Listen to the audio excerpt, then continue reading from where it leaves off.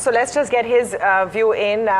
We've been all talking about how we see this deal. Pankaj, very good morning to you and great to have you this morning on NDTV Profit on, I think, the big story of the day for the markets undoubtedly.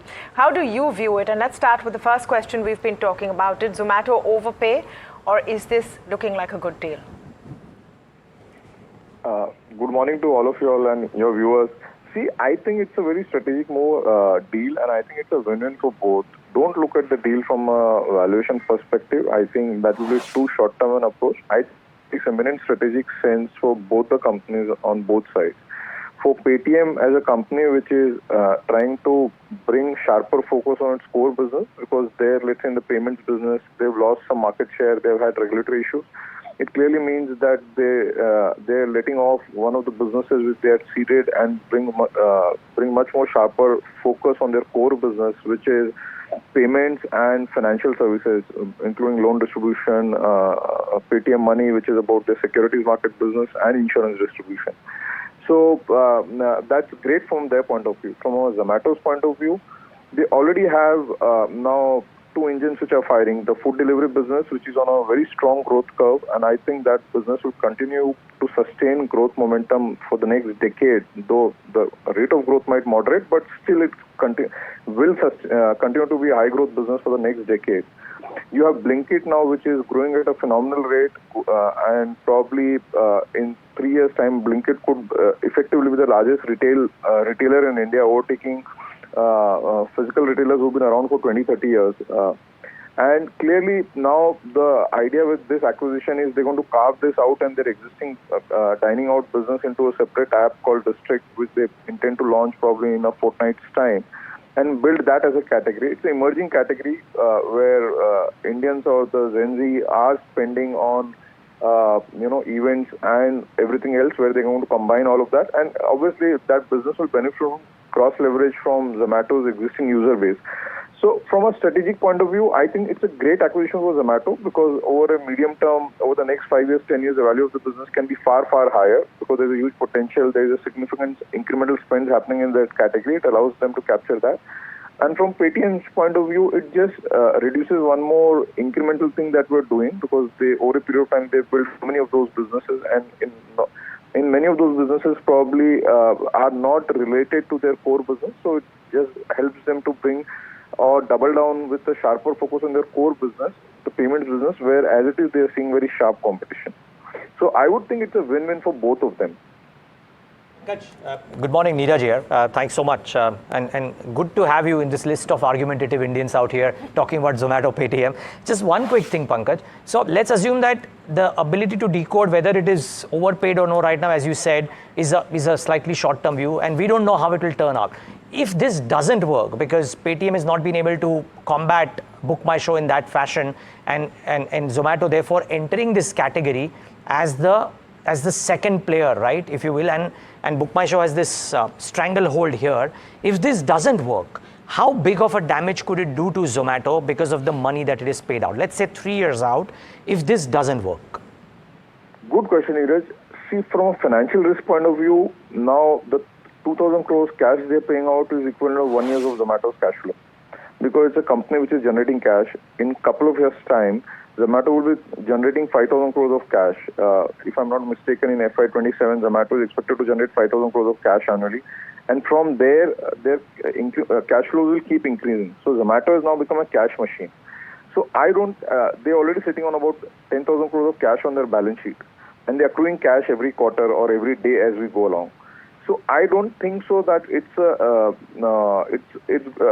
failure of this business will have a significant impact on their balance sheet in that sense. For a company of that size, which is already $30 billion, they need to take meaningful bets to fuel their growth and sustain their growth for longer term.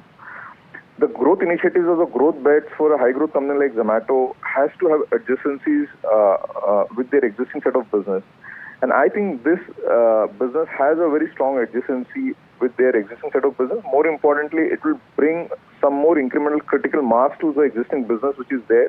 And the very fact that they are moving it to a separate app clearly means that you're making this business very strategic and you want to scale this big time. You want to double down on this. with a separate dedicated team for the business, carving it out in a separate company and app, and bring much more sharper focus on the business. On the opportunity set, I think the category is growing and it will emerge as a large category, and it has a room to accommodate a second player. I think, as you rightly said, there's only one player which dominates the space currently, BookMyShow. I think the space will definitely have, the industry will have space for one more player. So I think my sense, and Zomato has proven their execution capability. So my personal sense is that they should be able to do a good job in execution and scale this business. In case it were to fail, I don't see it having significant impact on Zomato's balance sheet. Sajid here. Just a comment from you. Do you think that Ant Financial, which exited partly or more than half of its stake in Zomato, was early to exit because it did not see the strategic intent of the management? Well, I would not correlate both the issues. I think they're independent. I'm not sure whether Ant has a board seat, so they might not be aware of this impending transaction. But having said that, Ant Financial, for them, it was more a financial investment. They've been invested into the company for last, I think, 9 or 10 years. What I read was, I think they've already made their money 4 or 5x being invested into Zomato.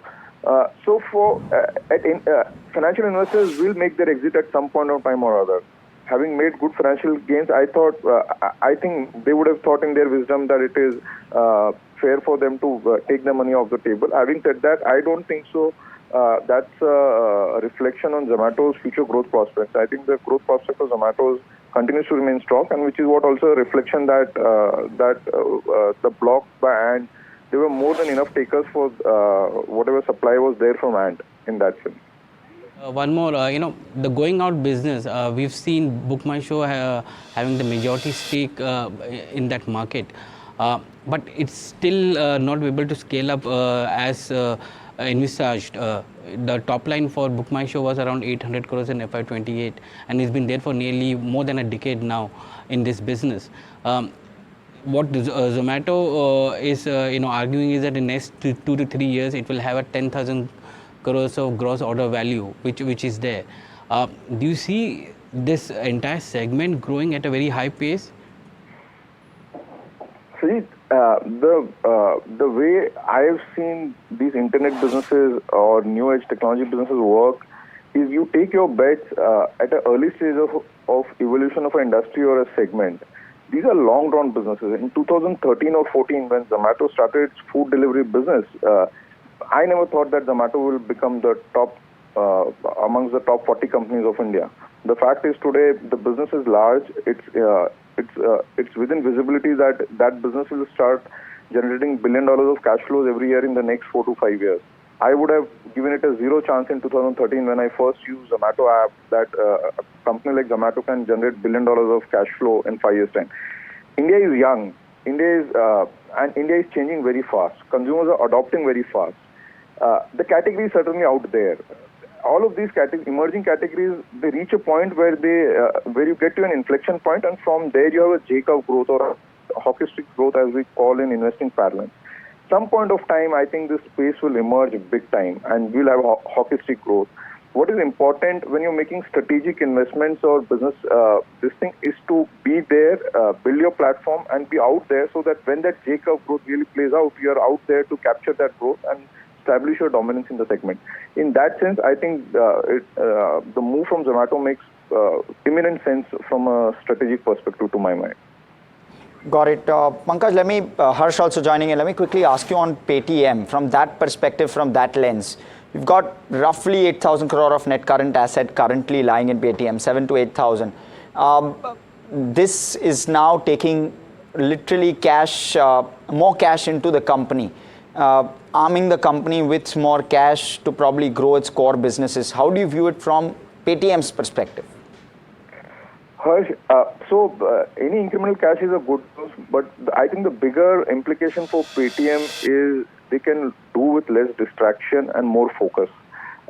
Given that in their core business, which is the payments business, which is the core of Paytm, and they've been trying to build businesses around that, they've seen severe competition where clearly PhonePe and Google Pay have taken market share and built dominant position from Paytm.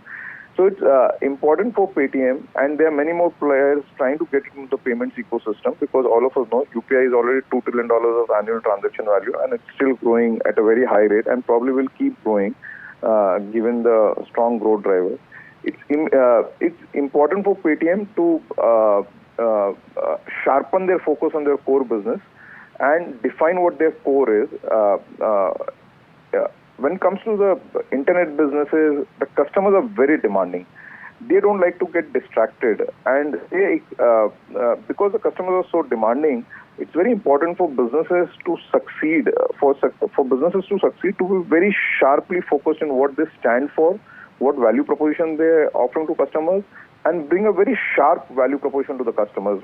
So in that sense, I think in the new strategy which Paytm is trying to build its business, it's very clear that they want to focus on payments and they want to focus on financial services. They had at one point of time designs or thoughts of doing Paytm Mall and all of that, but I think now in the new scheme of things or in the rework strategy, all of that is clearly taking a backseat, and I think it's wisely so. So I think while any cash is good, and from Paytm's point of view, from where they bought this business, they've scaled it meaningfully in the last 6 years, 7 years, and made handsome profits out of it. But I think the bigger thing is it will help them focus more sharply on their core business, which is financial services, and double down their resources on that business rather than trying to do everything under the sun. All right. Okay, thank you so much for that, Pankaj Murarka. That is going to be an exciting morning. Just before we go into that break, I just want to pull up a compilation of what most brokerage houses are saying, and most of them are fairly bullish. Yeah, I have 4 buys and an outperform with the highest target price there set by Jefferies at 335. So interesting morning going to be panning out for Zomato. We'll take a very short break, but on the other side, we get the F&O picture with Agam Vakil. Stay tuned.